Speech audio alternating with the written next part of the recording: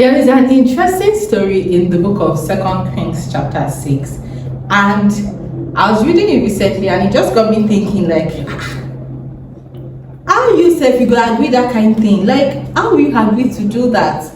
But follow me, let's go into the story. I'm sure many of us are familiar with the story, and it is Second Kings chapter 6, and this is verse 26. It says, "And as the king of Israel was passing by upon the wall, there cried a woman unto him, saying, Help, my lord, O king. And he said, If the Lord do not help thee, whence shall I help thee? Out of the barn floor, or out of the winepress? And the king answered unto her, What aileth thee? And she answered, This woman said unto me, Give thy son, that we may eat him today, and we shall eat my son tomorrow. So we boiled my son, and did eat him. And I said unto her on the next day, Give thy son, that we may eat him. And she had eat her son." Well, I mean, there are a lot of things in this story. Somebody suggested, so there was famine in the land, and someone suggested, you know what's the point of having children if they cannot be useful, right? First, you have to think about, you have to feed your child, feed yourself, feed your children, and you can, or you go the other route and then see, let's just eat your son. Every meat now meat, right? And first, she agreed. And I'm like, why will you agree? But that's actually not even where I'm going to. They ate, the Bible records that. He said, eat your son today, tomorrow eat my son. Like, in family, you had a whole human being. In one day, like 2 families finished a whole human being in one day. And then the next day she came and said, Alpha, bring your son, let's eat at least. We are guaranteed food for the next 2 days. And the woman was like, yeah, I will keep my son. And then she complained to the king. And after that, the king was like, wait, what's going on here? We actually have a prophet. The king was like, you know what? Elisha was going to die, because you cannot have a man of God and we are all facing this situation.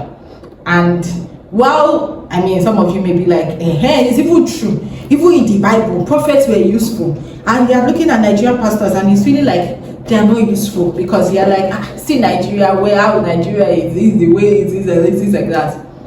Calm down. The king of Israel was subject to the prophets, right? So they had a prophet for the nation, and the king was subject to the prophet. So whatever the prophet told him, he was going to do.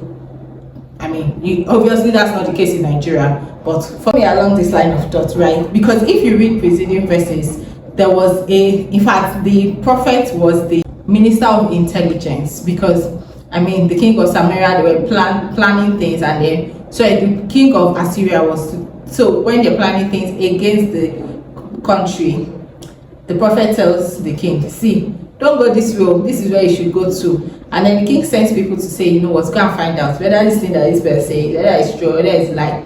And he goes there and he finds out, and so that happened like over time for the king of the other nation to actually like, wait, who among you here is betraying us, telling the king of Israel the plans that we have. And they told him that, see, nobody else but the prophet there. He hears things that is happening in your bedroom. He hears conversations that are happening in your bedroom, right? So the king was subject to the prophet, and like, you know what? Let me know in the comment section if you find this story also intriguing. How a family in famine can devour a whole human being in one day. Like, they finished it. There was no food though. Like, it was famine, there was no food in the land, and they had an opportunity to eat somebody, and then they ate that person within a day. They didn't even keep some to say, you know what, tomorrow. But maybe because there was the assurance of food for the next day, because I don't know. Or why did she even volunteer to give herself? She didn't say, oh yeah, you know what, let's start with your son, and then I'll give my son the next day. But let me know your thoughts in the comment section. Bye.